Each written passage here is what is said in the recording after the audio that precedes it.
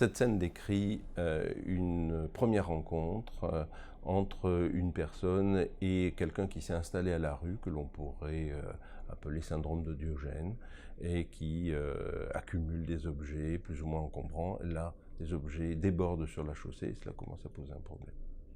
Mais alors, monsieur, pourquoi vous entassez toutes ces choses autour de vous, comme ça?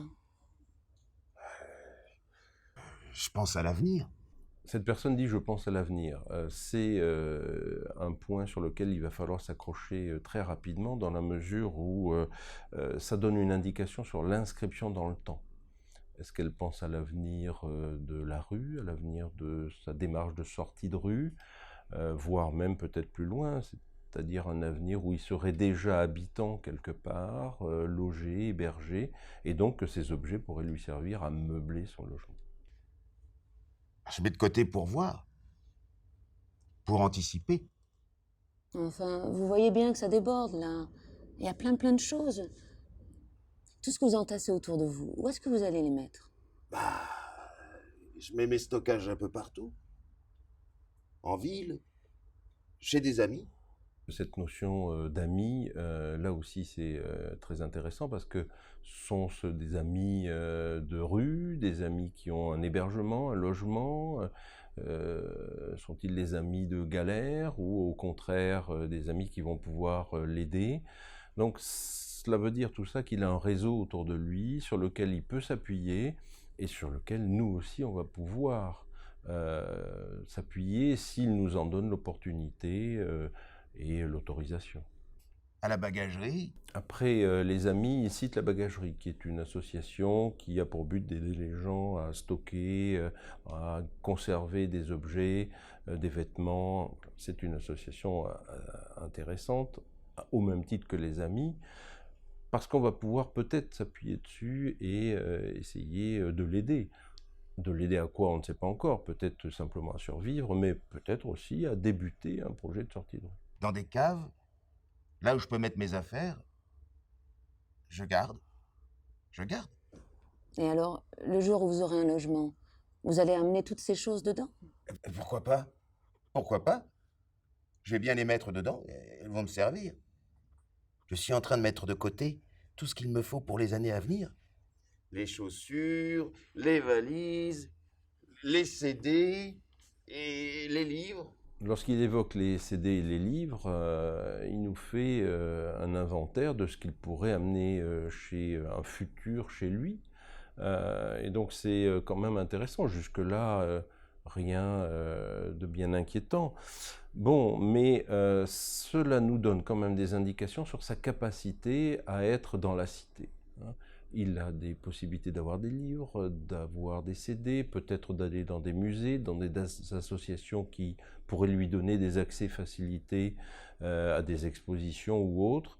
Donc c'est un monsieur qui, en fin de compte, se débrouille pas si mal que ça et ne paraît pas inquiétant. Par ailleurs, le fait comme ça qu'il soit intégré dans la cité est un facteur de plutôt bon pronostic et on va pouvoir travailler cela avec lui. Vous voyez bien, vous avez 4 aspirateurs, là. Avec les aspirateurs, on aborde là la question de la cohérence. Est-il cohérent, pertinent d'avoir 4 aspirateurs? On peut penser que 1, pourquoi pas, 2 pour des pièces de rechange. 4, il y a quelque chose qui est un tout petit peu en décalage avec la vraie vie, avec la réalité. Voilà, il y a quelque chose d'un petit peu incohérent que l'on pourrait pointer et travailler avec lui. Ah oui, oui. Mais vous voyez, il y en a certains qui marchent pas. Alors, avec celui qui marche, je peux réparer les autres. Donc, ça peut toujours servir. Moi, ce que je vous propose, c'est qu'on commence par jeter tout ça. Elle propose de jeter tout ça. Certes, c'est la proposition qui est évidente. Il y a des choses à jeter, d'autres peut-être à garder. Mais après peut-être 1 minute et demie d'entretien, cela semble un peu abrupt, un peu trop vite présenté. Et cette personne qui a entassé sa vie avec elle va avoir du mal à accepter cette proposition. Même si in fine, c'est l'objectif qui va devoir être atteint, mais c'est la question de la préparation, de l'acceptation, de l'assimilation de ce projet. Et si on le fait trop vite, si on le fait sans véritable acceptation, eh bien, ce projet est voué à l'échec. Ah non, non, non, non, ça non. Comment ça, non? Toutes ces choses, j'en ai besoin. Je peux pas m'en séparer comme ça. Je les ai fabriquées et amassées. Non, je veux pas vous les donner et m'en séparer. On pourrait peut-être les jeter. Non, vraiment pas. Non, non, ça c'est pas possible. C'est les miennes. Enfin, pourquoi voulez-vous qu'on jette? Effectivement, pourquoi voudrait-on jeter ces objets, même si cela paraît cohérent et évident? On voit là qu'il y a quand même, par cet entassement, un effet de protection. Alors sans rentrer plus précisément dans les aspects cliniques et la psychopathologie, on ne peut pas comme ça enlever d'emblée une protection à quelqu'un sans générer une certaine anxiété. Et on le voit sur l'intonation notamment, il paraît tout de suite plus anxieux. Ah oui, c'est les miennes. Vous encombrez, là, monsieur. Toute la discussion va tourner autour de cette notion d'encombrement, de débordement, d'envahissement de la chaussée.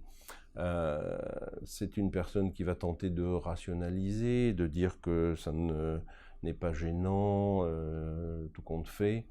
Mais si on tient l'objectif qui est quand même d'alléger ces objets sans créer d'anxiété ou de symptomatologie chez cette personne, il va falloir travailler le comment le faire, avec qui le faire, pourquoi le faire, et que lui participe à cette démarche. Bientôt la police va venir. Elle va venir avec un Karcher. Et qu'est-ce qu'on va faire alors? Qu'est-ce qu'on va faire alors demande l'intervenant. Ben oui, qu'est-ce qu'on va faire alors avec cette menace comme ça qui apparaîtrait d'une intervention de la police? On la sent un peu désemparée parce que face à la rationalisation, c'est-à-dire à une explication que l'on pourrait presque admettre, voilà, on va chercher la police. Hein. C'est un des travers que l'on peut avoir. Je pense que la menace ne sert pas à grand-chose dans la mesure où s'il se sent menacé, il va se déplacer et on n'aura fait que déplacer le problème avec ses affaires. Si vous appelez, je vois pas pourquoi, docteur, vous appelez la police. Je vous fais confiance. Vous me faites confiance. Ah oui? J'espère que vous n'allez pas appeler la police. Bon. Le pourrait paraître dubitatif, il y a quand même un doute chez cette personne, mais au-delà de ce doute, il y a quand même une confiance qui commence à s'installer entre ces deux personnes et il va falloir la conserver, l'entretenir. Ça va être l'axe, le pivot de l'action des personnes à la rue que l'on rencontre. Hein. C'est maintenir un lien de confiance. Je vais vivre avec mes affaires tranquilles à moi. Enfin, monsieur, vous pouvez pas vivre à la rue comme ça. C'est pas possible. J'arrive à trouver des dépannages, un peu. À la paroisse, je fais mes bonnes œuvres et en échange, on me propose un hébergement provisoire. Bon, bah, ça me suffit pour le moment. Cette notion d'échange avec des hébergeurs potentiels est vraiment à creuser, à développer. Parce qu'on voit bien là qu'il y a quelque chose d'un échange sinon équitable, en tous les cas d'un troc, ou d'une relation qui doit être déployée, développée, peut-être entretenue. C'est le début de la socialisation et on voit que ce monsieur n'est pas complètement coupé de la société et je répète, je pense que c'est plutôt quelqu'un que l'on va pouvoir aider à sortir de la rue en s'appuyant sur tous les indices qu'il nous a donnés et tous les partenaires et tout le réseau qu'il a autour de lui. Donc c'est votre mode de vie. Absolument. Vous me demandez de respecter ça et de respecter vos affaires. Certainement. Je vois pas comment on pourrait faire autrement. Il pointe par cette réflexion-là le respect de l'autonomie des personnes. C'est-à-dire qu'on est au cœur de l'éthique et des interventions à la rue. Le respect total des personnes, Bon, mais en étant coincé par, d'un côté, la non-assistance à personne en danger, ce qui n'est pas son cas. Mais là, on voit bien qu'il demande à ce qu'on le respecte et effectivement, on ne voit pas comment on pourrait faire autrement. Oui, mais il y a des gens qui disent que c'est pas possible, que vous vous encombrez, qu'il faut nettoyer tout ça, que ça pue, que vous empêchez les gens. C'est comme si vous étiez approprié une partie du trottoir et du square, et ça, c'est pas possible.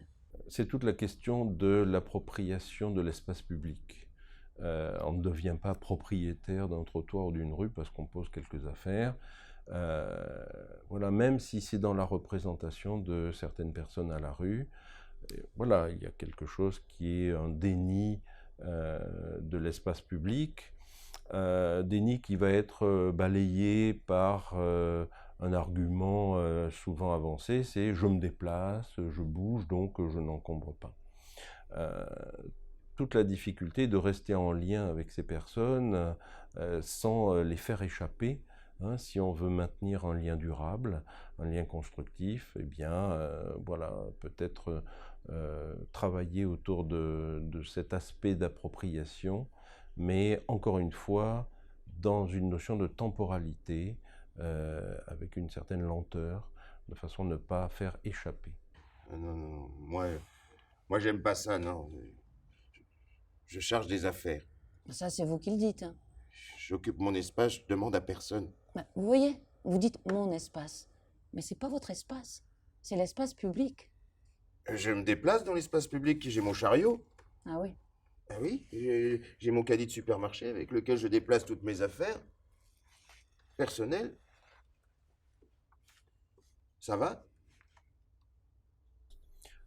Au-delà du fait qu'il occupe l'espace public, ne serait-ce que de façon transitoire, le fait qu'il déplace toutes ses affaires est plutôt un facteur de bon pronostic parce que justement, il reste mobile.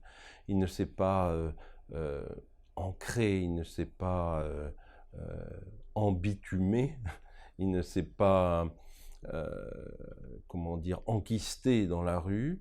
Et cette mobilité est là aussi un facteur de bon pronostic. On va pouvoir l'aider, travailler cette mobilité avec lui et peut-être même envisager de l'aider à déplacer ses affaires, pourquoi pas. Je dérange personne? Effectivement, il pense qu'il ne dérange personne, or il dérange, donc on est dans un déni de la gêne provoquée. Mais au-delà de ce déni, cette personne est prête à être aidée. On voit bien que la fin de l'entretien pourrait être une proposition de nouveaux rendez-vous, par exemple, et de nouvelles rencontres.